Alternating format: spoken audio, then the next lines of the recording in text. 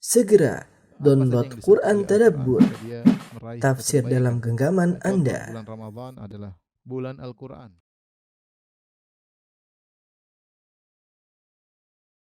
Bismillahirrahmanirrahim. Assalamualaikum warahmatullahi wabarakatuh.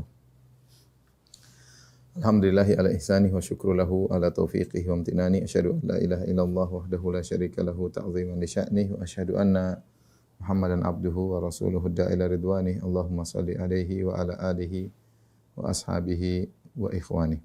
Ibu-ibu yang dirahmati Allah Subhanahu wa taala, kita lanjutkan bahasan kita dari syarah Kitabul Jami' ya, karya Ibn Hajar Al-Asqalani rahimahullahu taala.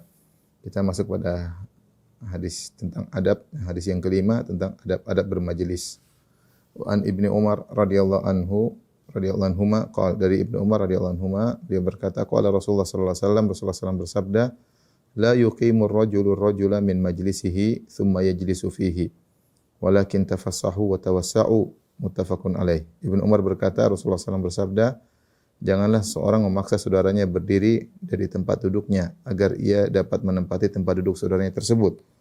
Akan tetapi hendaknya mereka saling melapangkan dan merenggangkan sehingga saudaranya yang baru datang bisa duduk. Ya.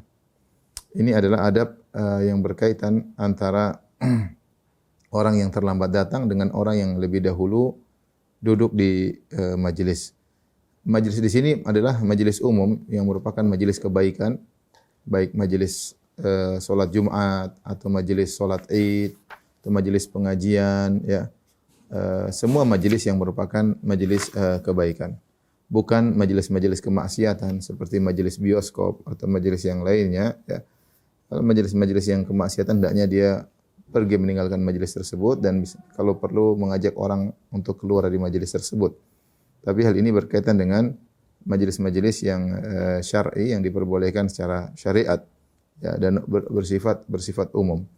Orang yang terlambat datang maka tidak boleh dia menyuruh orang yang sudah duduk duluan untuk berdiri dan dia mengambil posisi orang tersebut. Untuk ini menunjukkan kesombongan, keangkuhan.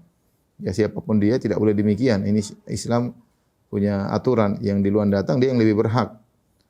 Sebaliknya orang yang sudah duluan datang maka hendaknya jangan dia kemudian kasar terhadap orang yang baru datang.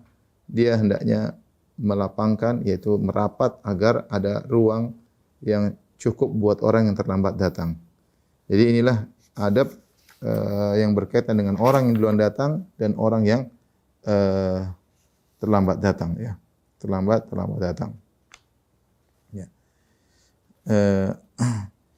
Dan orang yang duluan datang, ketika ada orang datang terlambat, ya, hendaknya dia berusaha memberi kelapangan dengan merapat sehingga ada space yang kosong untuk ditempati oleh orang yang baru datang. Dan ini adalah adab yang mulia, sampai-sampai Allah Subhanahu wa taala menyebutkan adab ini dalam Al-Qur'an, menunjukkan ini penting, ya. Kata Allah Subhanahu wa taala, ya ayyuhalladzina amanu idza qila lakum tafassahu fil majalisi fafsahu yafsahillahu lakum.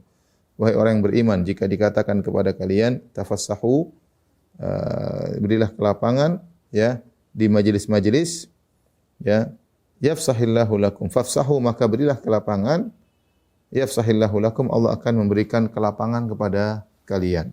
Allah akan berikan kelapangan kepada kalian. Ayat ini, idza qila lakum tafassahu, jika dibilang kepada kalian untuk memberi kelapangan, berilah kelapangan bagi orang yang terlambat datang. Niscaya Allah akan beri kelapangan bagi kalian. Dan ini ada kaidah al-jaza' min jinsil amal, balasan sesuai dengan perbuatan. Al-jaza' min jinsil amal, balasan sesuai dengan perbuatan. Sebagaimana Anda memberi kelapangan bagi orang lain, maka Anda akan diberi kelapangan oleh Allah Subhanahu wa taala. Ya. Saya ulangi, sebagaimana Anda memberi kelapangan, hanya sekedar beri kelapangan sehingga orang yang terlambat datang bisa duduk, Anda akan diberi kelapangan oleh Allah Subhanahu wa taala. Dan kelapangan yang Allah berikan kepada Anda jauh lebih bernilai daripada kelapangan yang Anda berikan kepada orang lain. Subhanallah, adab yang kelihatannya sepele, sederhana, ternyata membawa pahala yang besar. Oleh karena para ulama ketika membahas tentang apa sih kelapangan yang Allah berikan kepada orang yang beri kelapangan kepada saudaranya. Karena fafsahu, berilah kelapangan, yafsahillahu lakum, Allah akan beri kelapangan bagi kalian. Di sini dalam ayat tersebut yafsahillahu lakum, Allah beri kelapangan bagi kalian. Allah tidak menyebutkan kelapangan apa yang Allah berikan, sehingga ini memberikan faedah keumuman, ya. Sebagian ulama mengatakan ya Allah akan beri kelapangan di surga. Surga akan menjadi semakin luas gara-gara Anda memberikan space bagi orang lain. Surga Anda akan semakin luas. Ya, ada yang mengatakan akan dimudahkan apa yang Anda ingin lapang akan dimudahkan kelapangannya. Ya, perkara urusan Anda akan menjadi mudah, lebih lapang. Ingin lapangan rezeki, Allah akan berikan kelapangan pada rezeki. Gara-gara perkara sepele. Yang penting kita melakukannya karena Allah Subhanahu wa taala. Makanya saya bilang kalau kita memberi kelapangan bagi orang terlambat datang, kita menghadirkan ini perintah Allah, Allah yang suruh. Allah yang suruh hal ini dan kita menghadirkan bahwasanya ini ada pahala yang besar di sisi Allah Subhanahu wa taala. Dan subhanallah kalau orang memberi kelapangan bagi orang lain ya, maka hatinya akan menjadi lapang, dia akan lebih bahagia. Jadi dia akan lebih bahagia. Saya sering mencontohkan misalnya kalau kita di masjid, ini laki-laki atau ibu-ibu juga, kita lagi di masjid ya. Kemudian misalnya sholat Jumat kan orang ramai sehingga banyak yang mungkin tidak dapat tempat. Tapi kalau kita melihat saudara kita memposisikan diri kita seperti dia yang terlambat, kasihan dia cari tempat nggak dapat, maka kemudian kita agak bergeser sedikit, kita bilang sama, cuma geser sedikit masih ada waktu tempat, kita bilang tafadhal ya akhi, ayo silakan. Maka subhanallah, lihat dia senang, kita senang, dia dapat pahala, kemudian dia berdiri di samping kita. Betapa banyak makna akhlak mulia yang Allah berikan dalam hati kita. Gara-gara seperti itu sepele ya. Tapi kita memang memikirkan dia sehingga kita bilang silakan. Lain halnya kalau sebaliknya ada orang datang kita merasa terganggu maka kita lebarkan kaki kita supaya dia enggak bisa masuk. Lihat, dia jengkel, hati kita menjadi keras juga ya. Jadi sempit. Makanya kelihatannya akhlak ini sepele tapi ini hal berkaitan dengan dunia kita dan juga berkaitan dengan akhirat kita. Maka seorang bertakwa kepada Allah Subhanahu wa taala, jika ada yang terlambat maka dan dia punya memang masih mungkin untuk dilapangkan, kalau enggak mungkin ya lain cerita. Sudah di luar kemampuan, tapi kalau masih ada mungkin untuk ada space bagi orang terlambat datang kita kasih karena Allah mengatakan yafsahillahu lakum. Allah akan berikan kelapangan bagi kalian. Bisa jadi gara-gara sebab kecil ini ternyata Allah memberikan kelapangan bagi surga kita lebih luas ya, atau kelapangan dalam urusan dunia kita, rezeki kita, urusan keluarga kita. Wallahu a'lam bishawab. Allah Maha tahu apa yang kita kerjakan, yang jelas niatnya karena Allah Subhanahu wa taala, bukan cari muka, tapi karena Allah Subhanahu wa taala. Ya. Saya ulangi, ini majelis umum berkaitan dengan majelis kebaikan, baik majelis salat 5 waktu ataupun majelis salat Jumat, majelis salat Id, majelis taklim atau majelis-majelis yang lainnya atau majelis-majelis yang lainnya.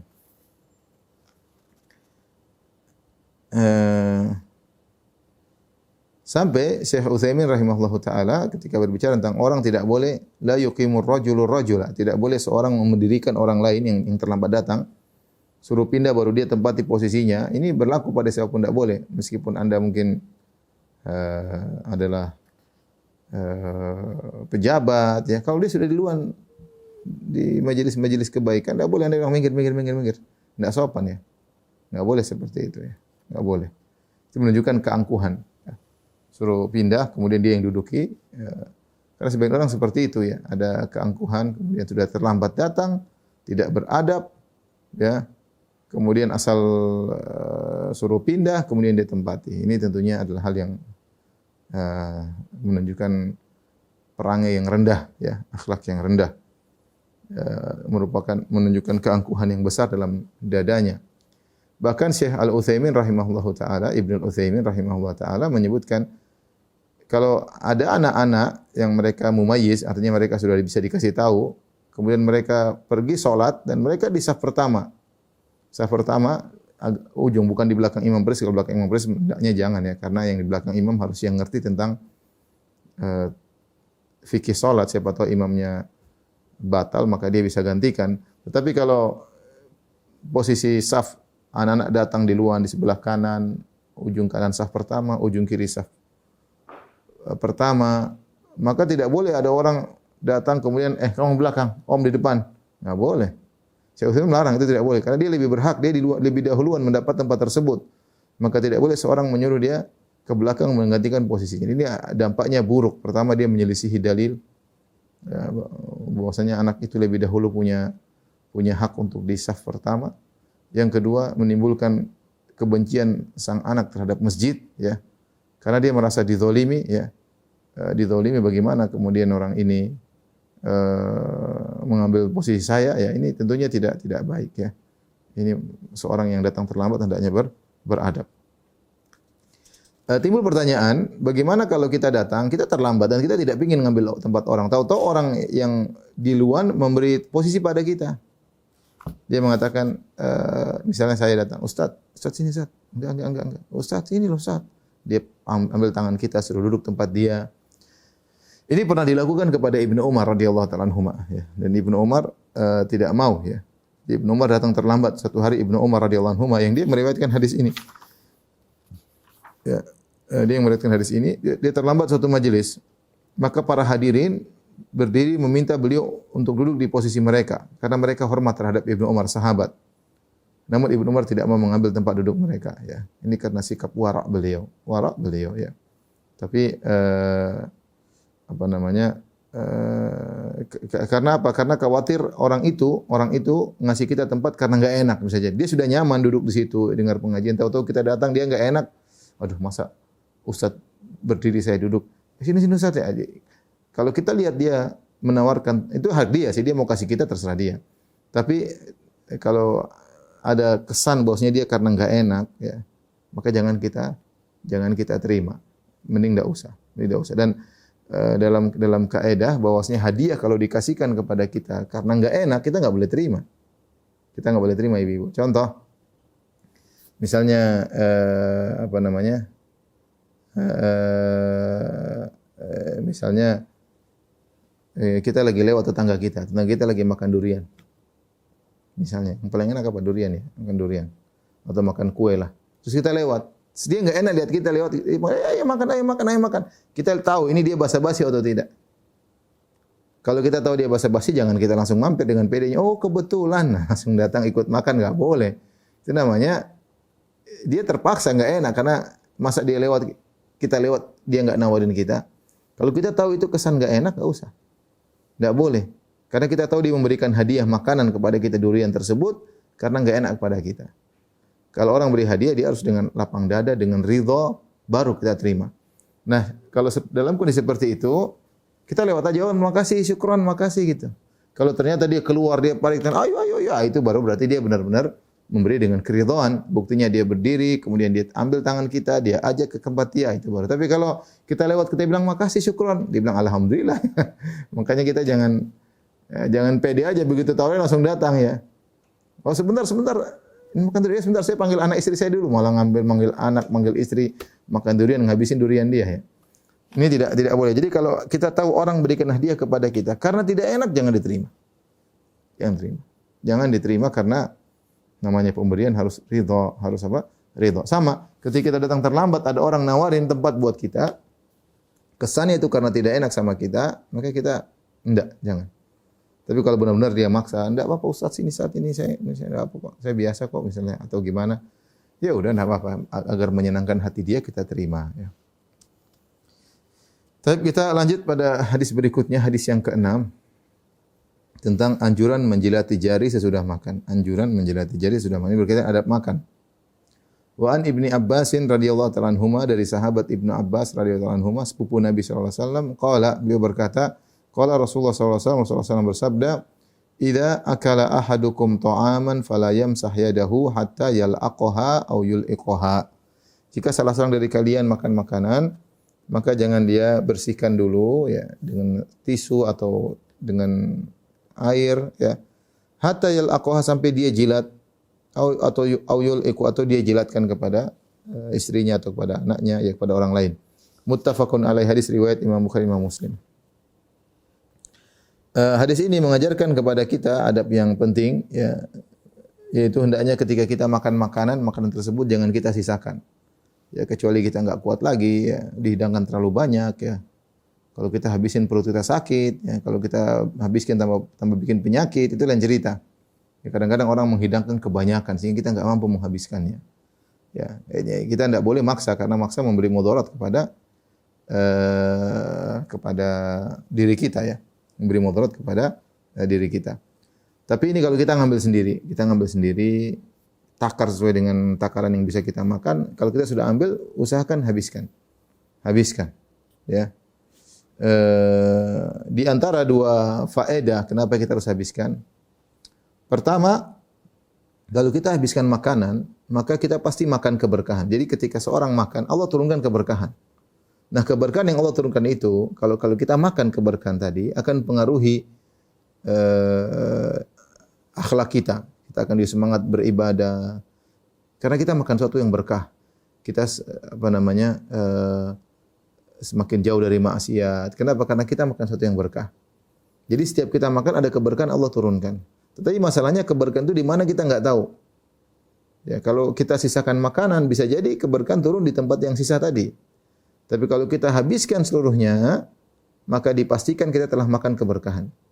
Bisa dipastikan kita telah makan keberkahan tersebut. Maka kita habiskan. Di antara bentuk kita habiskan, bisa jadi ada makanan jatuh, kita bersihkan. Yang jatuh kita bersihkan, kita makan. Kita makan.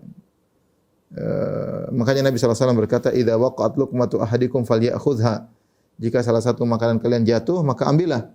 Falyumit maka nabiha min adzan wal yakulha. Kalau ada kotoran dibersihkan, kemudian makan. Kotoran dibersihkan, yang bersih dimakan. Wala yada ahli syaitan, dan jangan dia tinggalkan makanan tersebut untuk syaitan. Wala yamsah yadahu bil mindil, dan janganlah dia membersihkan tangannya dengan sapu tangan hatta yalqa asabi'ahu, sampai dia menjilat-jilat jarinya. Fa innahu la yadri fi ayyi ta'amihil barakah, dia tidak tahu di mana keberkahannya. Ini jelas. Jadi di antara cara kita memastikan bahwasanya kita pasti makan keberkahan, tidak ada makan tersisa. Makanya kalau ada yang jatuh, kita ambil, kita bersihkan, kita makan. Ini kita bicara zaman dahulu yang mungkin jatuhnya ke pasir, zaman sekarang jatuh ke lantai. Bersih insyaallah, ya. Bersih, tinggal kita ambil, bersihkan, kita makan. Korma atau apa, kue. Kalau memang ada yang kotor, ya kotorannya kita buang, kita makan. Yang sisanya yang tidak kotor. Ya. Nah, seperti itu, ya. Yang kedua, di antara bentuk kita, makanya kalau ingin pasti kita makan semuanya, kita jilat yang ada di tangan. Jadi di sini masih ada dagingnya, atau masih ada lemaknya, bisa jadi masih ada beras-beras di tangan, ya, ada coklat, kita bersihkan, ya. Kita bersihkan. Tentunya kalau kita makan pakai sendok enggak perlu, tapi kalau kita makan pakai jari, masih ada sisa makanan, kita bersihkan, kita jilat, tidak ada masalah. Jangan terlalu dengar komentar orang yang, oh ini kok rakus sampai sekarang. Kita bukan masalah rakus. Ini kita cari keberkahan. Jangan sampai coklat yang tersisa di sini adalah keberkahannya di situ, ya. Jangan sampai beras yang tersisa di sini itulah keberkahannya, yang itu akan mengaruhi akhlak kita. Buat kita tawadhu, buat kita berakhlak mulia, buat kita rajin ibadah, buat kita mudah menangis di hadapan Allah Subhanahu wa taala. Jadi bersihkan. Kita enggak tahu di mana keberkahan. Jangan-jangan kalau kita ada sampai sini, kita masih ada sisa makanan beras, kita cuci tangan, ya keberkahannya malah terbuang. Ini faedah yang pertama, ketika kita habis makan makanan dan memastikan semua kita makan, bahkan yang jatuh kita ambil, yang di tangan sisa kita jilatin, kita sudah memastikan kita pasti makan keberkahan. Yang kedua, ketika kita makan sampai bersih, ini adab Islami. Ketika kita makan sampai bersih, maka menunjukkan bahwasanya kita mensyukuri nikmat Allah Subhanahu wa taala. Tidak ada makan yang kita buang-buang. Kita mensyukuri. Ya, Islam mengajarkan kita mensyukuri nikmat Allah. Karena tsumma la tus'aluna yauma idzin 'anin na'im. Sungguh kalian akan ditanya pada hari kiamat kelak tentang kenikmatan yang kalian dapatkan. Kita enggak boleh buang-buang makanan, ya. Ini semua ada pertanggungjawabannya. Ya, roti saya yang beli, beras saya yang beli, mau buang terserah enggak boleh. Islam tidak mengajarkan demikian. Islam mengajarkan kamu makan itu akan diminta pertanggungjawaban oleh Allah Subhanahu wa taala. Lagi pula masih banyak orang kelaparan. Zaman sekarang masih banyak kelaparan, musim pandemi masih banyak orang yang lapar, masih banyak orang yang susah mencari makan. Maka seandainya coba seperempat piring kita buang, ini mungkin masih banyak orang pengen makan. Kalau kita kasih orang miskin mereka makan. Kita menghargai rezeki dari Allah Subhanahu wa taala. Kalau Anda rezeki berlebihan, kasih orang. Rezeki Anda yang berlebihan bukan untuk Anda buang-buang, ya. Bukan untuk Anda buang-buang. Kalau enggak, paling tidak mungkin kasih hewan, kalau ada yang mau makan, kasih kucing kayak apa kayak. Yang penting jangan dibuang. Jangan dibuang sebagai bentuk kita bersyukur kepada nikmat Allah Subhanahu wa taala. Inilah adab yang diajarkan oleh Islam, ya. yang menunjukkan mulianya syariat Islam. Meskipun di mata sebagian orang dianggap kok lucu seperti itu, hina, orang Islam rakus, enggak. Kita jelasin kepada mereka, enggak, ini bentuk syukur kita kepada Tuhan. Ya, kalau rakus tuh makan banyak enggak berhenti kemudian terhambur-hambur itu malah tercela. Cuma ambil makan banyak terbuang-buang, tapi sebagian orang merasa itu kebanggaan. Adab kita terkadang dirubah sama sebagian orang, merasa kalau habis itu terhina, kalau tersisa itu baru mulia. Ya. Ngambil banyak, sisain banyak, oh berarti ini orang hebat, ini orang kaya, ini merasa mulia kalau ada makanan tersisa. Justru itu adab yang buruk. Buruk terhadap makanan, buruk terhadap Allah, tidak tahu bersyukur kepada Tuhan, ya. Dan tidak mendapatkan keberkahan keberkahan. Di sini Nabi SAW mengatakan, ya, fala yamsah yadahu hatta yalaqaha aw yulqiha. Maka janganlah dia membersihkan tangannya, ya, sampai dia menjilatnya atau dia menyuruh orang lain untuk menjilatnya. Maksudnya kalau dia makan sama istrinya, enggak apa-apa istrinya suruh jilat atau anaknya. Maksudnya di antara jangan temannya suruh jilat ya. Kalau temannya mau enggak apa-apa ya, tapi maksud saya ini bicara tentang orang yang dekat. Boleh kita sama istri sama anak kita lepas, maksudnya tidak ada gap di antara kita dengan istri dan anak-anak ya. Kita jilat tangan istri, oke, istri jilat tangan kita enggak ada masalah. Ini hal yang sangat biasa dan ini menumbuhkan kasih sayang di antara suami istri ya. Demikian juga di antara bentuk menjilat ketika misalnya makanan tersebut tersisa di sendok, mungkin kita makan pakai sendok, sendoknya kita bersihkan. Mungkin makan pakai sumpitnya kita bersihkan. Intinya enggak ada makanan tersisa. Entah yang kita ambil dari tangan kita atau dari sendok, yang penting jangan ada yang tersisa ya. Sekali lagi, ini justru harusnya syariat yang kita banggakan, bentuk sosial ketika kita makan kita mikirkan orang lain. Masa kita buang, masih banyak orang kelaparan. Saya mengajarkan kalau kamu kelebihan makanan jangan dibuang, kasih sama orang. Kasih ke orang lain ya, kasih ke orang. Masih banyak orang yang miskin di tanah air, masih banyak orang yang susah, masih banyak orang yang miskin. Benar masih banyak ya. Masih banyak orang kelaparan ya. Masih banyak bagi mereka 100.000 itu sangat bernilai. Sangat bernilai ya. Dan kalau kita di negara-negara besar, negara maju ya 100.000 enggak ada nilainya ya. Tapi di sebagian tempat seperti di tanah air itu masih sangat bernilai. Bahkan di kota besar seperti Jakarta 100.000 itu sangat-sangat bernilai. Apalagi di kota-kota kecil ya. Baik, kita lanjutkan hadis yang ketujuh. Adab-adab memberi salam. Adab-adab memberi salam.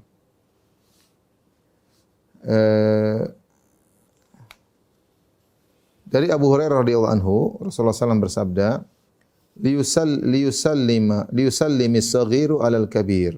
Liyusallimis saghiru alal kabir. Hendaknya yang kecil, yang lebih muda memberi salam kepada yang lebih tua. Wal marru alal qa'id, yang lewat memberi salam kepada yang duduk. Wal qalil alal katsir, yang sedikit memberi salam kepada yang lebih banyak. Wa fi riwayat Muslim, riwayat yang lain, war raqibu alal mashi, yang naik kendaraan memberi salam kepada yang berjalan kaki. Saya ulangi, Rasulullah SAW bersabda, liyusallimis saghiru alal kabir, yang muda memberi salam kepada yang lebih tua. Wal mar alal qa'id, yang jalan kaki memberi salam kepada yang duduk. Wal qalil alal katsir, yang sedikit memberi salam kepada yang banyak. Dalam riwayat yang lain, war raqibu alal masyi, yang naik kendaraan memberi salam kepada yang berjalan kaki. Hadis riwayat Bukhari dan juga riwayat Muslim. Hadis ini memberikan penjelasan kepada kita tentang adab yang harus diperhatikan. Ibu-ibu, ini pembahasan dari Kitabul Jami, alhamdulillah sudah terbit ya. Ini jilid 1, ada 2 jilid ya. Tapi nggak tahu kalau di Brisbane gimana cara dapatnya ya. Kalau di Indonesia bisa di Tokopedia ada ya. Kalau di Australia, Allah alam gimana nanti. Taib, hadis ini memberikan penjelasan kepada kita tentang adab yang harus diperhatikan ketika seorang muslim berpapasan dengan muslim yang lainnya, atau sekelompok muslim berpapasan dengan sekelompok yang lainnya. Kita tahu menebarkan salam adalah ibadah yang masyhur. Orang-orang sudah tahu tebarkan salam ibadah yang mulia. Hanya saja sebagian kaum muslimin masih melalaikan ibadah tersebut. Padahal apa susahnya? Assalamualaikum dapat pahala. Assalamualaikum, kita tebarkan salam, Allah malaikat catat ucapan kita tersebut. Cuma zaman sekarang memang orang jarang memberi salam ya. Bahkan Nabi SAW menyebutkan bahwasanya di antara tanda hari kiamat adalah memberi salam kepada alal ma'rifah, hanya kepada yang kenal saja kita beri salam. Ya. Padahal di antara ibadah yang mulia adalah memberi salam ala man ta'rif wa ala man la ta'rif. Memberi salam kepada orang yang kau kenal dan kepada orang yang kau tidak kenal. Itu ibadah mulia. Ibadah mulia. Namun zaman sekarang seorang hanya memberi salam kepada yang dia kenal saja ya. Padahal kalau kita mengucapkan salam di mana-mana maka itu syiar bagi kaum muslimin. Assalamualaikum, dan menampakkan bagaimana saling mencintai di antara kaum muslimin. Ya pokoknya ketemu orang assalamualaikum, tapi sudah kita bicara kota besar Jakarta udah enggak ada dah. Ya. Enggak ada ya. Pertama, kita sendiri tidak mempraktekannya. Kedua, kadang kita bingung ini muslim atau kafir. Bahkan kita mau praktekannya kita malu ya. Kayak lagi di pesantren kali ngucapin salam ke sana kemari. Padahal sunnah ya. Mau di mall, mau di mana, assalamualaikum, di pasar, assalamualaikum. Ya. Tapi demikianlah ya. Demikianlah. Saya pernah sebutkan bagaimana Ibnu Umar radhiyallahu taala anhuma sengaja pergi ke pasar untuk mengucapkan salam. Ketemu orang assalamualaikum, tidak ingin belanja, diajak temannya, mau ikut enggak ikut, mau mana? Beri salam doang. Ketemu orang assalamualaikum, assalamualaikum. Ini sudah pernah saya sampaikan, kalau di Madinah ini ada orang seperti begini. Dia jalan di masjid Nabawi ketemu orang assalamualaikum, assalamualaikum, assalamualaikum, salam. Dan orang biasa aja ya. Tahu ini sunnah. Cuma mereka tidak kerjain, tapi yang ada yang mengerjakan. Tapi kalau kita di kota besar di Jakarta, ini kita mengerjakannya pakai ulah enggak enak lah ya. Kita sama orang muslim ya. Ya, kecuali kalau kita ragu ini muslim atau kafir ya. Karena di Jakarta banyak juga orang kafir dan muslim ya. Tapi seharusnya kalau kita tahu sama-sama muslim, sama-sama muslimah, harusnya kita mengucapkan salam ya. Tapi di sini Rasulullah menyebutkan 4 model. Yang pertama liyusallimis saghiru alal kabir. Yang anak kecil yang lebih muda memberi salam kepada yang tua, dan ini merupakan bentuk hormat kepada orang tua ya, yang lebih tua. Ini adab ya.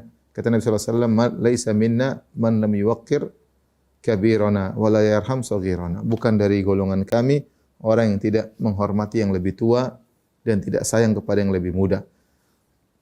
Salah satu bentuk yaitu yang muda memberi salam terlebih dahulu ya. Kemudian juga yang kedua wal mar alal qaid. Yang lewat memberi salam kepada yang sedang duduk. Subhanallah, adab sopan santun yang diajarkan oleh Islam. Ya, kita di Indonesia juga orang lewat pagi Pak, ya maksudnya secara fitrah pun kita tahu orang yang lewat memberi salam kepada yang duduk. Ya. Menegur maksudnya menegur ya. Kalau bahkan saya rasa meskipun misalnya bukan orang Islam, adab menunjukkan hal tersebut ya. Yang lewat jangan nyelonong boy, asal lewat aja ya. Dia lewat menegur, pagi Pak atau monggo Pak, kalau orang Islam assalamualaikum ya. Harusnya demikian ya. Yang menunjukkan penghormatan ya. Ini merupakan wujud sopan santun seorang ya. Dan ini merupakan adab kesopanan. Yang ketiga wal qalil alal katsir. Yang jumlahnya sedikit lebih dulu memberi jumlah yang banyak ya. Wajar yang sedikit ya, harus tahu diri mereka lebih sedikit. Yang 2 rombongan lewat nih. Ini 5 orang, ini 100 orang. Yang 5 orang yang beri salam, assalamualaikum ya, seperti itu. Ya. Kemudian yang keempat warraqibu alal masyi, yang naik kendaraan memberi salam kepada yang berjalan kaki ya. Ya, sebagian ulama mengatakan hikmah dari adab ini agar yang naik kendaraan merendahkan hatinya ketika dia berkendara ya. Dia mentang-mentang kalau mungkin ya, kalau di kota besar seperti Jakarta ya, mungkin ya enggak begitu kerasa ya. Paling bedanya kalau kendaraan mewah sama kendaraan yang murahan. Tapi kalau di kampung orang punya mobil, terus satunya jalan kaki, beda sekali kelihatan. Punya mobil mewah, sudah berhasil pulang dari kota, dari ibu kota, sekarang pulang punya mobil lah. Orang bisa saja dengan punya mobil tersebut, punya kendaraan ya, timbul suatu dalam hatinya. Maka di antaranya diajarkan untuk merendahkan dirinya, dia yang beri salam lebih dahulu. Assalamualaikum ya, sebagai bentuk tawadhu ya, meskipun dia punya kendaraan. Ya, banyak orang jalan kalau zaman dulu dia naik onta atau naik kuda, lewat orang berjalan ya dia yang beri salam. Assalamualaikum ya. ya, karena bisa saja ketika dia memiliki tunggangan atau memiliki kendaraan ada sesuatu yang mengganggu hatinya, angkuh atau yang semisalnya, ya. Jadi dalam hal ini yang naik kendaraan yang beri salam kepada yang berjalan kaki, ya. Ini adalah adab. Adab maksudnya yang kecil beri salam kepada yang tua, yang lewat memberi salam kepada yang duduk, yang sedikit beri salam kepada yang banyak, yang naik kendaraan beri salam kepada yang jalan kaki. Tapi seandainya jika terjadi sebaliknya tidak jadi masalah. Tidak jadi masalah, ya. Ternyata ada yang lebih dahulu, ya, memberi salam, tapi seharusnya demikian, ya. Oleh karenanya jika ada masalah tertentu seperti ada orang tua melewati anak kecil, ya, dan ingin mengambil hati anak-anak, mungkin tidak perhatian namanya salam, mereka enggak ngerti adab salam. Maka tidak jadi masalah kita yang lebih tua kita beri salam sama anak-anak. Assalamualaikum, assalamualaikum. Itu yang dilakukan oleh Anas bin Malik radhiyallahu taala anhu, ya.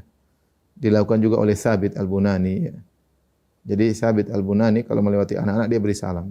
Kenapa? Kata dia Anas bin Malik juga begitu, kalau anak-anak dia kasih salam. Anas kenapa begitu? Karena Nabi kalau melewati anak beri salam. Jadi perawi hadis ini mempraktekkan hal tersebut. Ya, Thabit bertanya kepada Anas, kenapa lewat anak-anak? Kan harusnya anak yang beri salam kepada lebih tua. Dia bilang, aku melihat Nabi SAW marra ala gilmanin, melewati anak-anak, fasallama alaihim. Rasulullah SAW beri salam kepada mereka, ya. Ya, ada maslahatnya. Terkadang kita merendahkan diri kita untuk ada maslahat agar anak-anak mengenal sunnah salam. Ya. Namanya lagi main-main mau memberi salam, main-main sibuk, kita lewat dia enggak salam sama kita, ya. Tapi kita yang kasih salam, ya. Kasih salam anak-anak meskipun mereka masih kecil-kecil, kita lebih tua, tidak jadi masalah, tidak jadi masalah. Taib, ada beberapa yang perlu jadi catatan. Pertama, jika dua orang yang setara berpapasan, orang yang setara seperti dua orang sama-sama berkendaraan, atau dua orang sama-sama sedang berjalan, atau dua orang sama-sama usianya sama. Kita lewat nih, tuan mana saya atau dia, ya? Rambutnya lebih putih banyak daripada saya. Udah kalau kita tahu rambutnya lebih banyak putih, kita yang salam duluan. Tapi kalau ini setara kita sama-sama satu kelas dulu sama-sama gitu. Emang siapa duluan memberi salam? Kalau sama-sama umurnya, sama-sama berjalan, sama-sama melewati, sama-sama kendaraan, maka yang terbaik adalah yang pertama kali. Ya, yang pertama kali memberi salam. Rasulullah SAW bersabda, wa khairuhuma alladhi yabda'u bis salam. Yang terbaik di antara keduanya adalah yang pertama kali mengucapkan salam. Hadis ini berkaitan dengan dua orang yang bertengkar. Kata Nabi SAW, la yahilu li muslimin an yahjura akhahu fawqa thalas. Yaltaqiyani fa yu'ridu hadha wa yu'ridu hadha. Wa khairuhuma alladhi yabda'u bis salam. Tidak halal bagi seorang muslim untuk memboikot saudaranya 3 hari, didiemin. Bombe, ya. Bertengkar, didiemin selama 3 hari. Tidak boleh. Hanya boleh 3 hari. Lebih dari 3 hari haram. Hari keempat haram. Kemudian kata Nabi sallallahu alaihi wasallam, yaltaqiyani, keduanya bertemu, fayuridu hadza wa yuridu hadza, ketemu melengos satunya juga melengos. Wa khairuhuma alladhi yabda'u bisalam. Yang terbaik di antara keduanya yang memulai memberi salam. Yang terbaik di antara keduanya yang mulai memberi salam. Maka demikian juga karena ini sama-sama bermasalah, yang terbaik yang pertama kali menghilangkan masalah. Maka para ulama mengkiaskan juga, misalnya kalau sama-sama berjalan, sama-sama umurnya sama-sama naik kendaraan, maka yang terbaik yang duluan-duluanan aja biar dapat pahala. Kemudian permasalahan kedua, jika sekelompok orang banyak melewati sekelompok orang sedikit. Kita kan punya aturan, yang sedikit memberi salam kepada yang banyak. Sedikit memberi salam kepada yang banyak. Tetapi kita juga punya aturan, ya, yang lewat memberi salam kepada yang duduk. Sekarang kasusnya, saya ulangi, kita punya aturan tadi, yang sedikit yusallimis al-qalil alal katsir. Yang sedikit memberi salam kepada yang banyak.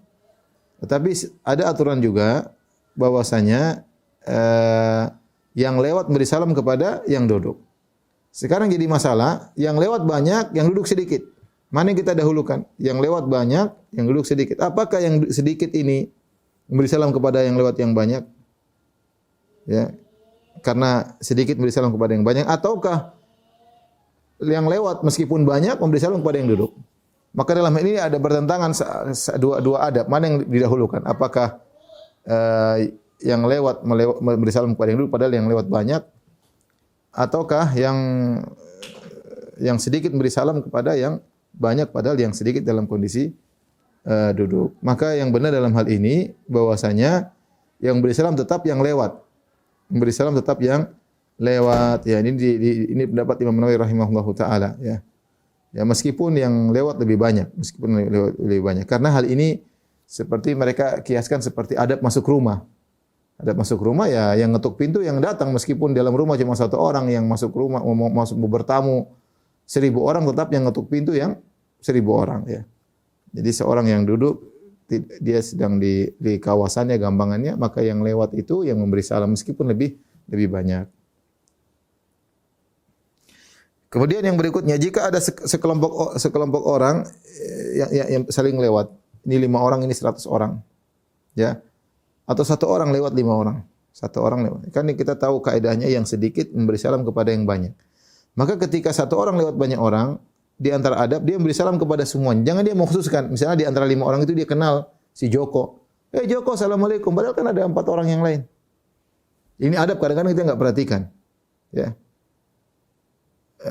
Harusnya ketika kita ketemu 5 orang kita sendiri, kita salami semuanya. Assalamualaikum, jabat tangan semuanya. Baru ketika berhenti di Joko, kita Joko gimana kabarnya? Baru kita yang kelima.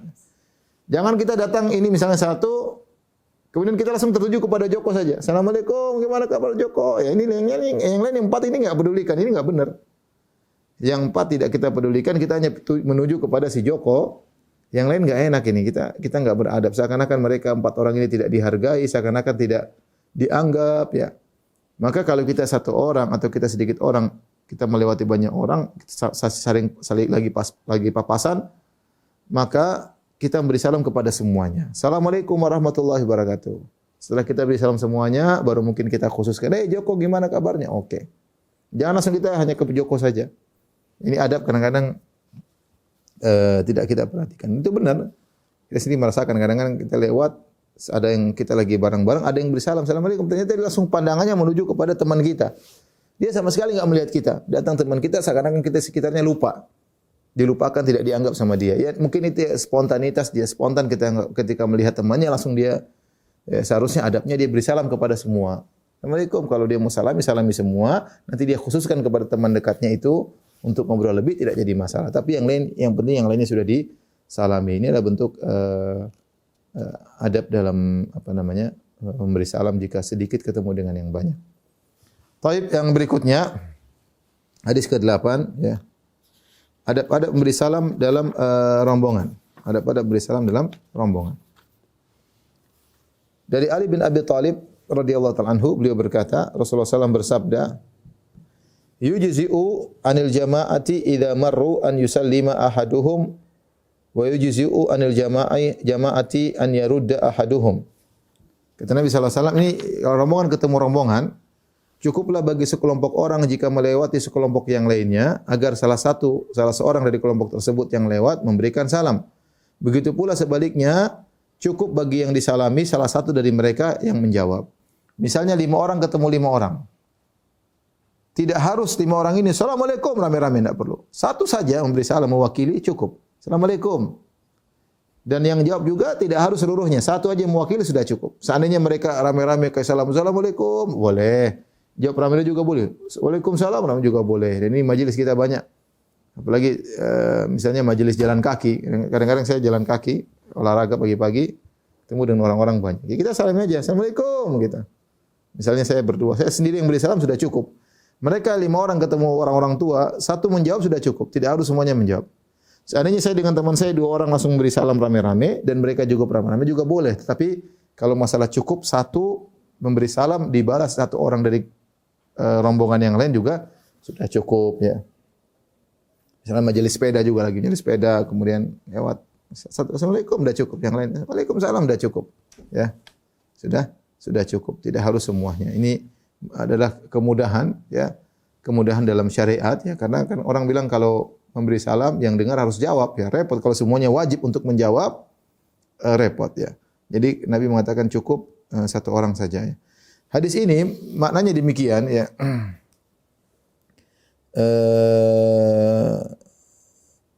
Dan hadis ini adalah hadis yang bermasalah, ada dalam sanadnya ada perawi bernama Sa'id bin Khalid Al-Khuzai Al-Madani.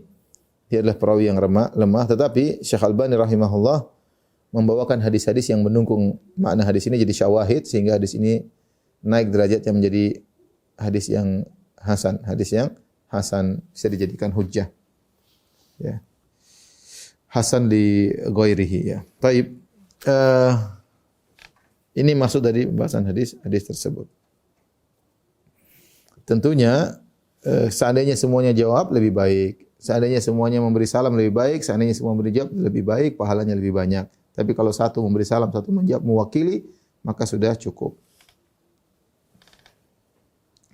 Yang perlu saya ingatkan juga tentang masalah adab menjawab salam.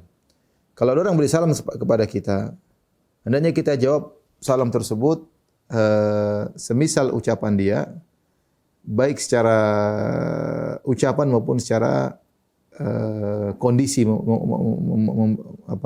menjawab salam. Misalnya masalah ini, ada seorang datang kepada kita, dia bilang misalnya, "Assalamualaikum warahmatullah." Kita jawab semisal atau lebih. Kita boleh jawab Waalaikumsalam warahmatullah atau kita jawab Waalaikumsalam warahmatullahi wabarakatuh. Jangan kita cuma bilang Waalaikumsalam. Dia telah memberikan salam kepada kita dengan sampai kata warahmatullah. Assalamualaikum warahmatullah. Mari kita jawab minimal seperti itu. Waalaikumsalam warahmatullah. Kalau kita mau tambah wabarakatuh, itu lebih baik. Allah Subhanahu wa taala berfirman, "Wa idza huyitum bi tahiyyatin fahayyu bi ahsana minha aw rudduha." Jika kalian diberi salam dengan suatu salam, maka jawablah dengan salam yang lebih baik atau yang semisalnya.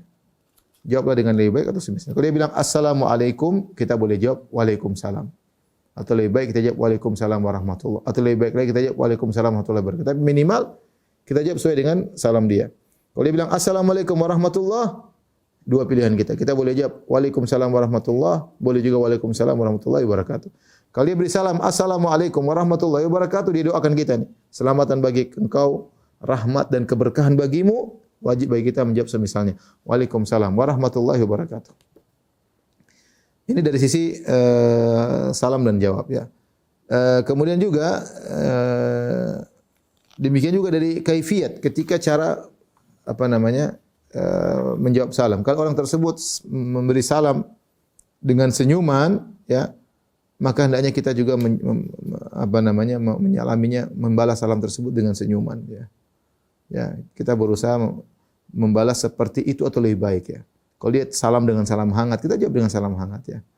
Dan itu yang dianjurkan. Karena tujuan salam adalah untuk menumbuhkan saling kasih sayang. Ya, Nabi SAW mengatakan, "La tadkhulunal jannata hatta tu'minu." Kalian tidak masuk surga sampai kalian saling mencintai, wala tu'minu hatta tahabbu, dan kalian tidak akan saling mencintai dan kalian tidak akan masuk surga sampai kalian beriman, dan kalian tidak akan beriman sampai kalian mencintai. Saling mencintai. Awala adullukum ala syai'in idza fa'altumuhu tahabbtum. Maukah aku tunjukkan kepada kalian tentang suatu perkara yang jika kalian melakukannya kalian saling mencintai? Afshus salama bainakum. Tebarkanlah salam di antara kalian. Jadi tujuan menyebarkan salam untuk saling mencintai, saling menghargai, saling mendoakan ya. Assalamualaikum warahmatullah, selamatan bagi engkau ya. Ya, apa sih makna Assalamualaikum warahmatullah? Maksudnya keselamatan bagi engkau ya. Ya, di antara maknanya aku tidak akan ganggu engkau ya. Assalamualaikum itu aku enggak bakalan ganggu kamu. Kau akan selamat dari gangguanku, itu di antara makna. Atau Allah berikan keselamatan bagimu, termasuk selamat dari gangguanku. Isinya doa, cuma kita kadang ucapkan salam tanpa memahami, tanpa merenungkan makna yang kita ucapkan. Kita salam begitu saja. Padahal makna salam itu assalamualaikum warahmatullahi wabarakatuh. Semoga Allah beri keselamatan bagi engkau, beri rahmat bagi engkau dan keberkahan bagimu. Di antaranya agar engkau selamat dari gangguanku. Jangan kita bilang assalamualaikum itu kita gibahin, kita rendahkan, kita hinakan, ngomong di belakang. Ya. Jadi ketika kita menjawab salam orang ditinjau dari lafalnya, kita jawab sesuai dengan lafal yang diucapkan terlebih baik. Yang kedua dari sisi cara dia memberi salam kita jawab juga sebisa kita. Terkadang kita tidak mampu, contoh seperti saya habis pengajian orang beri salam. Banyak orang senyum-senyum salam, saya enggak bisa senyum semuanya. Tidak semua saya bisa, misalnya ada 100 orang salam ya saya paling jabat tangan secepatnya aja ya. Saya enggak bisa hangat seperti mereka karena kondisi tidak memungkinkan. Tapi kalau satu-satu mungkin bisa. Berusaha kita menjalankan perintah Allah Subhanahu wa taala, menjawab salam dengan semangat sebagaimana dia semangat memberi salam kepada kita. Kemudian ingat salam yang terbaik adalah Assalamualaikum warahmatullahi wabarakatuh. Maka tidak perlu kita tambah-tambahin ya. kata assalamualaikum warahmatullahi wabarakatuh, apalagi tambah-tambah enggak perlu. Yang terbaik adalah assalamualaikum warahmatullahi wabarakatuh. Taib, yang terakhir berkaitan dengan adab salam pada kesempatan kali ini adalah larangan mengucapkan salam terlebih dahulu kepada orang kafir. Larangan mengucapkan salam terlebih dahulu kepada orang kafir. Dari Abu Hurairah radhiyallahu anhu, ya. Beliau berkata, Rasulullah SAW bersabda, "La tabda'ul yahuda walan nasara bis salam." Jangan kalian mendahulukan mengucapkan salam kepada Yahudi maupun Nasrani. Fa idza laqitum ahadahum fi tariqin fattaruhu ila adyaqihi. Kalau kalian berpapasan dengan salah seorang dari mereka, ya, suatu jalan, maka desaklah mereka agar mereka berjalan ke jalan yang minggir, di jalan yang sempit, yaitu ke jalan yang di pinggir. Jangan kalian ngalah, kalian tetap aja lurus biar dia yang minggir. Ya. Ini hadis riwayat Muslim. Ya,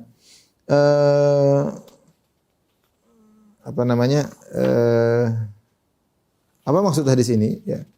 Hadis ini bukan mengajarkan kita kasar kepada non-muslim sebagaimana dipahami oleh sebagian orang. Mereka lihat Islam mengajarin kalau lewat sama ketemu orang kafir suruh minggir, enggak. Ini bukan demikian ya. Ini hadis ini perlu kita pahami. Pertama, kalau kita bicara tentang bagaimana Islam terhadap non-muslim, terlalu banyak dalil yang menunjukkan. Jangan dilihat satu dalil aja, terlalu banyak dalil bagaimana kasih sayang bahkan terhadap non-muslim. Kita harus berbuat adil. Ya, tidak boleh kita menzalimi manusia. Jangankan manusia, hewan pun tidak boleh kita zalimi, apalagi manusia, ya. Makanya Allah berfirman, la yanhakumullahu 'anil ladzina lam yuqatilukum fid din wa lam yukhrijukum min diyarikum an tabarruhum wa tuqsitu ilaihim. Janganlah Allah tidak melarang kalian untuk berbuat baik dan berbuat adil kepada orang-orang kafir yang tidak memerangi agama kalian dan tidak mengusir kalian dari rumah-rumah kalian. Allah tidak melarang kita berbuat baik. Lihatlah praktek Nabi sallallahu alaihi wasallam, bagaimana teladan Nabi sallallahu alaihi wasallam, ya, berkasih sayang. Bahkan Rasulullah sallallahu pernah berkata, ala man zalama mu'ahadan. Ketahuilah siapa yang menzalimi orang kafir zimmi, ya. Kafir tinggal di negara Islam. Dia numpang di negara Islam. Kemudian dizalimi, kata Rasulullah SAW, hati-hati, ya. Au man zalama mu'ahadan au intaqasahu au akhadha malahu bi ghairi tibi nafsihi au kallafahu fawqa taqatihi fa ana hajijun, ya. Hajijuhu yaumal qiyamah. Kata Nabi, ketahuilah siapa yang menzalimi orang kafir. Menzalimi orang kafir yang dia dalam kondisi lemah tinggal di negara Islam. Ini kita bicara tentang ada negara Islam, ada orang kafir tinggal, kafir zimmi. Jangan dizalimi, jangan direndahkan, ya, dihinakan, ya, tidak ada kaitannya kemudian kita merendahkan dia padahal dia tidak berbuat apa-apa misalnya. Dan tidak boleh mengambil hartanya tanpa keridhaan dia, dan jangan dibebani dengan tugas yang di luar kemampuannya. Misalnya kita majikan, itu orang kafir kerja sama kita kerjain yang berat-berat. Kata Nabi, siapa yang melakukan demikian, fa ana haji yaumul qiyamah, aku akan bermasalah dengan dia pada hari kiamat, ya. Aku akan menghadapi dia pada hari kiamat. Artinya Nabi akan bela orang kafir tersebut karena dizalimi. Ini pernyataan tegas dari Nabi. Tidak boleh kita berbuat zalim, ya. Tidak boleh kita berbuat zalim. Bahkan terhadap orang kafir tidak boleh, ya. Sama hewan enggak boleh, apalagi kepada manusia. Oleh karenanya Nabi SAW berbuat baik, ya. Bagaimana pembantunya, ada gulam kana yakhdimun Nabi SAW. Ada seorang anak muda yang dahulunya membantu Nabi SAW. Ketika dia sakit, Nabi datang, Nabi kunjungi. Nabi akhirnya dia masuk Islam. Bagaimana Rasulullah SAW menyuruh memperhatikan tetangga meskipun tetangga non-muslim. Kalau tidak salah hadis Abdullah bin Amr bin Al-As, dia berkata, kenapa kau tidak bikin makanan? Sudahkah kau bikin makanan yang enak kau bagikan kepada tetangga kita Yahudi? Dia tanya sama keluarganya. Ini makanan sudah dibikin enggak bagi sama tetangga kita Yahudi? Sami'tu Nabi sallallahu alaihi wasallam yaqul, aku mendengar Rasulullah SAW bersabda, la yazalu Jibril yusini bil jar hatta dhanantu annahu sayuwarithuhu. Sungguh aku senantiasa mendengar Jibril berwasiat kepadaku untuk berbuat baik kepada tetangga sampai aku menyangka tetangga akan menjadi ahli waris. Tetangga tersebut termasuk tetangga non-muslim. Bagaimana maksud saya Islam bersikap adil, ya. Bersikap adil, ya. Dan banyak ini pembahasan tidak usah kita bahas, artinya banyak sekali. Kemudian datang hadis seperti ini, jangan dipahami bahwasanya Islam menyuruh kita berbuat zalim kepada orang kafir, tidak. Tetapi setiap masing-masing ada momennya. Ada momen kita tidak perlu merendahkan diri di hadapan orang kafir, ya. Contoh misalnya kita mungkin kalau ada yang apa namanya masuk dalam kepemimpinan, jangan orang kafir yang ngomong kita diam aja. Jangan dia menjadi singa podium kemudian kita ngalah melulu. Enggak, ini saatnya orang muslim menunjukkan izzahnya. Bukan untuk merendahkan, tidak, tapi kita menunjukkan orang Islam punya izzah. Sama ketika berjalan, ya ini kita bicara negara Islam ya. Negara Islam, ini Rasulullah bicara tentang negara Islam yang kemudian orang kafir numpang di negara Islam. Ya kalau kita jalan jangan kita malah mengalah seakan-akan kita rendah dia yang lewat. Kenapa banyak orang yang melihat orang kafir dengan pandangan kagum sehingga dia merasa malu dengan Islamnya. Rasulullah bilang jangan yang seperti itu. Ya. Kalau kita jalan ya enggak usah kita minggir-minggir. Biar dia yang minggir, kita lurus saja gini ya jalan kita ya. Itu maksudnya. Jadi ada momen-momen di mana kita harus menunjukkan izzah kita, bukan kita selalu mengalah, merendah ya. Tawadhu tidak pada tempatnya ya. Seakan-akan Islam lemah, seakan-akan Islam tidak ada nilainya. Ada saatnya kalau kita bicara. Ya, seperti itu. Ada saat momennya. Tentunya ini dipraktekkan pada kondisi di negara Islam kalau ada orang kafir tinggal, bukan dikerjakan di setiap kondisi, apalagi seperti sebaliknya kita malah numpang di negara kafir misalnya, jangan begitu ya. Ya biasa-biasa aja ya. Jangan salah praktek ya. Atau jangan praktek mobil disuruh minggir kita mepetin mobil orang kafir ya enggak. Ini maksudnya jalan di jalan ya. Ketika di negara Islam kemudian orang kafir yang numpang sebagai kafir zimmi, maka ada saatnya kita menunjukkan izzah kemuliaan Islam, tidak perlu kita menghinakan diri, merendah diri, sungguh dia yang lewat, kita yang minggir, enggak. Jadi mohon dipahami hadis ini pada tempatnya masing-masing. Taib yang berkaitan yang kita berkaitan dengan salam ya. Kata Nabi la tabda'ul yahuda walan nasara bis salam. Jangan mulai mengucapkan salam kepada Yahudi dan Nasara. Jangan kita mulai. Kenapa? Karena assalamualaikum adalah doa. Wa rahmatullahi wabarakatuh. Keselamatan bagi engkau, rahmat ya. Padahal kita orang-orang musyrikin mereka di neraka jahanam, mereka tidak selamat. Mereka tidak dapat rahmat, mereka tidak selamat. Maka tidak pantas kita memberikan doa yang mulia ini kepada mereka. Terus bagaimana saat kalau ketemu? Kalau kita ketemu, kita menggunakan kata-kata yang lain. Bisa kita mengucapkan salam, tapi salam yang tidak tertuju pada dia. Misalnya seperti salamun ala manittaba'al huda. Keselamatan bagi orang yang mengikuti petunjuk. Ya, bukan pada dia, berarti siap kalau dia ikut petunjuk dapat keselamatan. Salamun ala manittaba'al huda. Keselamatan bagi orang seperti perkataan Musa kepada Firaun, wassalamu ala manittaba'al huda. Keselamatan bagi orang yang mengikuti petunjuk. Seperti Rasulullah SAW ketika mengirim surat kepada Heraklius. Rasulullah SAW berkata, salamun ala manittaba'al huda. Keselamatan bagi yang mengikuti petunjuk. Jadi kita katakan salamun ala manittaba'al huda, selamat, kita berarti tidak menyatakan keselamatan bagi dia. Ini salam bersyarat, kau selamat kalau kau ikuti petunjuk. Atau kita mengucapkan assalamu alaina wa ala ibadillahi salihin. Keselamatan bagi kita kepada hamba yang saleh. Kalau assalamu alaika ini bermasalah. Selamat engkau, bagaimana selamat dia musyrik? Maka tidak boleh kita mulai memberi. Kalau dia yang di luar, assalamualaikum, kita jawab waalaikumsalam. Ya. Kalau dia di luar mengucapkan doa, kita jawab waalaikum. Ya. Atau kita bilang waalaikumsalam, tergantung apa yang dia ucapkan. Terus bagaimana solusinya Ustaz? Kalau kita ketemu dengan non-muslim, kita tidak menyapa. Kita nyapa, tapi jangan pakai salam. Kita bisa bilang, pagi Pak, sore Pak, gimana Pak, sehat Pak, gimana kabarnya Pak? Banyak hal kita, basa-basi bisa. Good morning, ya. Terserah. Ini tidak jadi masalah ya, ini solusi.